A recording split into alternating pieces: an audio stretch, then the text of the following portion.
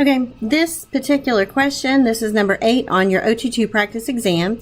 You've got this equation that it gives you here, and I'm just going to kind of black that out for a second because I don't necessarily think that is the most efficient way to approach this problem. Okay, so it says the measured value of the surface area of the lake, measured value, notice, not the actual value. That's what you measured that you feel like might be a pretty good approximation. It's 10,200 square meters. All right, if the error of the actual, and that's the important thing that I really want you to understand, 5% is the percent of error of the actual amount of surface area. Well, you don't have that number. You've got what you measured, not what the actual is. So what it's asking you is options 1, 2, and 3, which of those could be the real amount if you know that 10,200 is within the threshold of 5%. So I'm going to tell you that I'm going to show you how to use that equation up above, but probably I would just do this. I would multiply 9,500 times 0.05 and figure out what that is. And so I'm just going to do it on my phone right now. 9,500 times 0.05 is 475. Okay?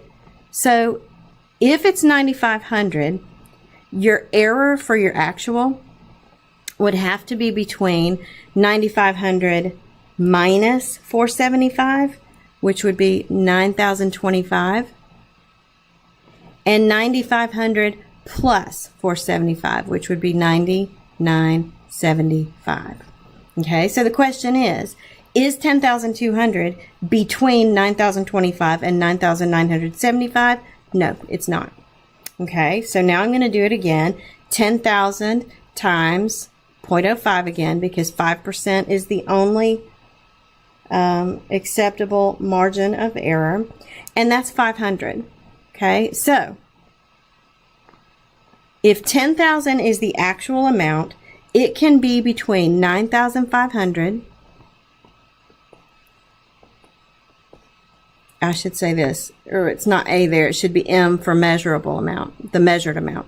The measured amount can be between 500 below that or 500 above that, so 10,500. And the question is 10,200 between 9,500 and 10,500? That is yes. Okay, so 2 is an answer. So now we're going to do 10,500 times 0.05.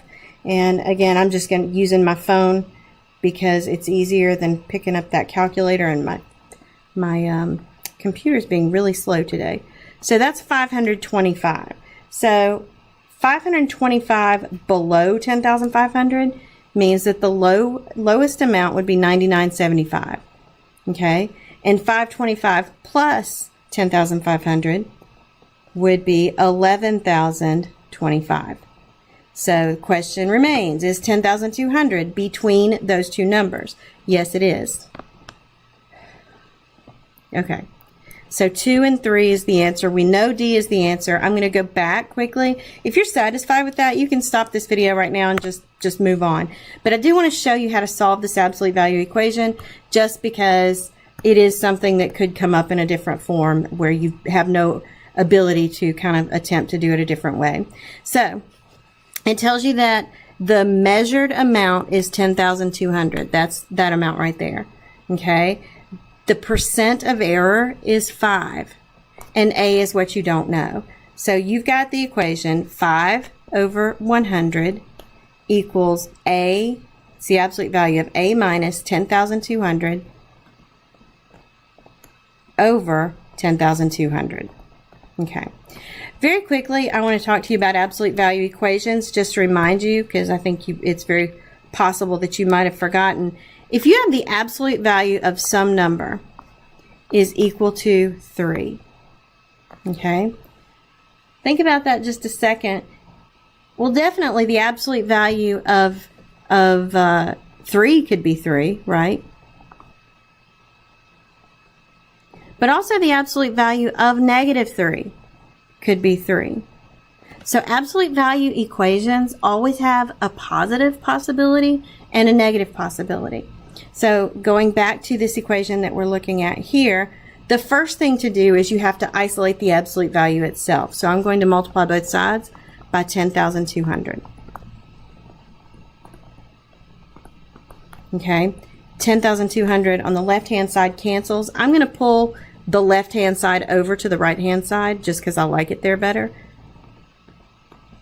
Is equal to, so now I'm going to, and again, I'm just using my calculator on my phone right now because my computer is not being very nice today. So 10,200 times 5 divided by 100 is 510. So again, you've got the absolute value of something equals 510, which means there are two possibilities. It might be that A minus 10,200 is equal to 510. But it could be that A minus 10,200 is equal to the opposite of that, negative 510, accounting for both the positive and the negative possibilities. So add 10,200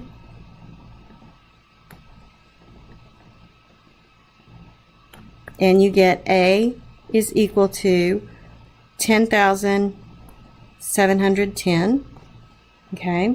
And then here you're going to add 10,200 to this side. So A is equal to, let's see, I'm subtracting, if I subtract 200 from both, then it's minus 310, so that's 7,000, 6,090. I don't trust my math right now. Let me just put it in my calculator just in case. 10,200 minus 510 equals 90. Oh, jeez. I'm glad I didn't trust my math. No, it doesn't even make sense. 9,690. And so, yeah, when the end of the day comes, yeah, maybe don't try to do mental math, or maybe that should be my rule for myself. Okay, here's what I know then. I know that in between these two values is where this number has to be. And if you look at the different possibilities, 9,690 is the very lowest that it could be, which is what rules out option 1. And then 10,000 is between those two numbers, and 10,500 also is in between those two numbers. So that's why D is your solution. So there are two ways to get it. For me, I think the intuitive way is just quicker, but you do have to remember that whenever there's a margin of error, the error gets applied to the real amount, not to a measured amount. And there you go.